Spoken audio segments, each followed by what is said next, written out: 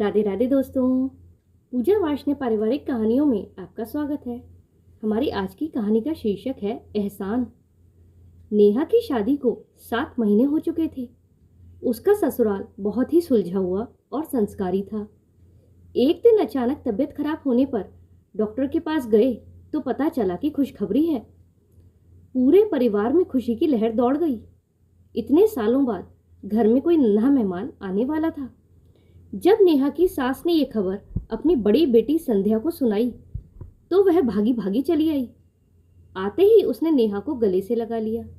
मेरी प्यारी भाभी, आज तुमने इतनी अच्छी खुशी दी है कि पूछो मत। वर्षों बाद इस घर में किसी बच्चे की किलकारी गूंजेगी। भाभी, तुम्हें कोई भी तकलीफ हो तो मुझसे कहना, मैं हमेशा तुम्हारे साथ हूं। ये कहते कहते संध्या की आंखें छलक गईं। अपनी ननद से इतना स्नेह पाकर नेहा भी भावुक हो गई। दरअसल संध्या की शादी को 6 साल हो चुके थे। वह बहुत ही ममतामयी थी, पर उसकी गोद अब तक खाली थी। उसका ससुराल पास के ही शहर में था, इसीलिए वह अक्सर मायके आ जाती थी। इन दिनों संध्या ने नेहा का खूब ख्याल रखा। 9 महीने बाद नेहा ने जुड़वा बेटों को जन्म दिया। एक साथ दोहरी खुशी पाकर परिवार फूला नहीं समा रहा था। संध्या भी दोनों बच्चों पर खूब प्यार लुटाती। उनके नाम भी संध्या ने ही रखे, अर्जुन और विवान। लेकिन दो दो बच्चों की जिम्मेदारियां दोगुनी होती हैं। नेहा बेचारी और परेशान हो जाती थी। एक दिन सास ने नेहा से कहा, बहू, मुझे पता है कि माँ के लिए बच्चे क्या मायने रखते हैं। मैं तुमसे कुछ कहूँ पर मेरी बात का बुरा मत मानना। नेहा चौंक गई। माँ, आप क्या कहना चाहती हैं? साफ साफ कहिए ना। सास हिचकिचाते हुए बोली, बेटा, अगर तुम चाहो तो एक बच्चा संध्या को दे दो।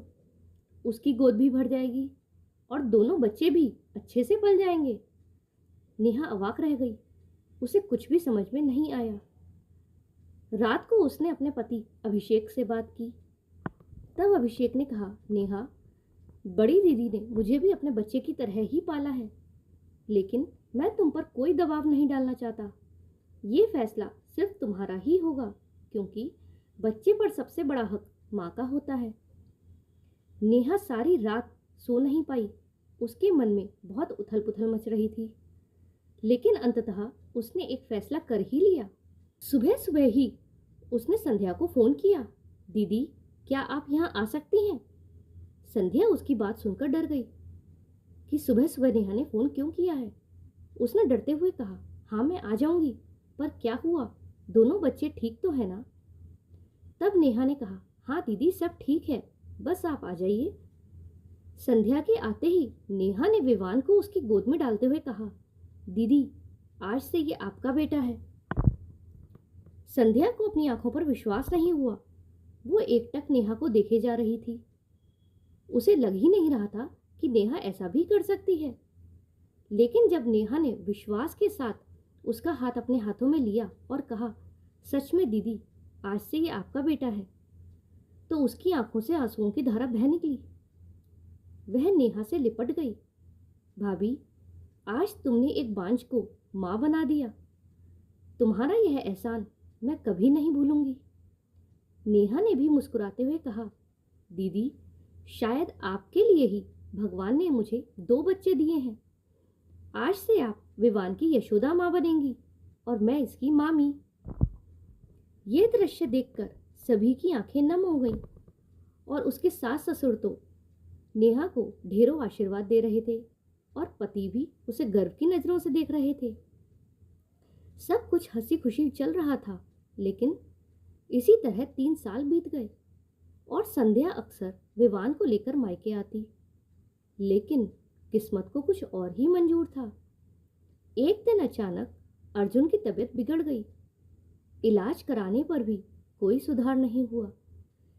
जैसे मुट्ठी से रेत फिसल जाती है, वैसे ही अर्जुन भी सबको छोड़कर चला गया।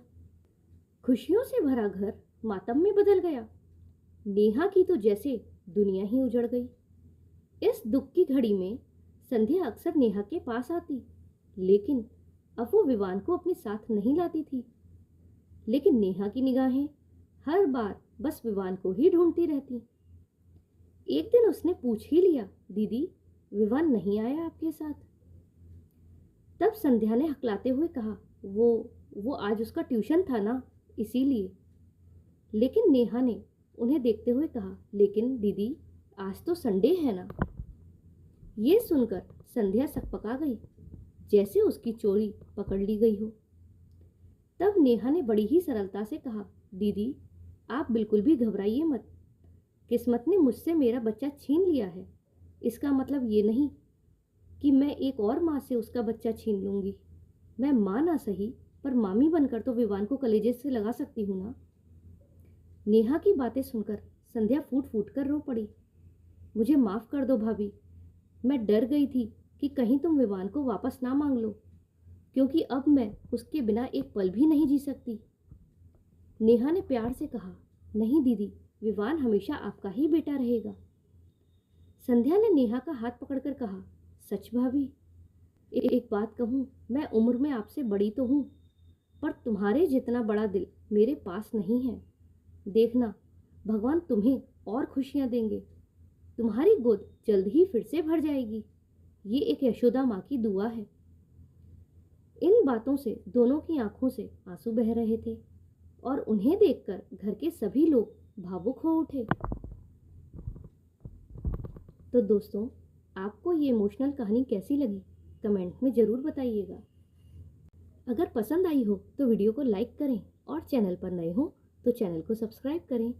हमारे साथ अंत तक बने रहने के लिए धन्यवाद। जय श्री राधे।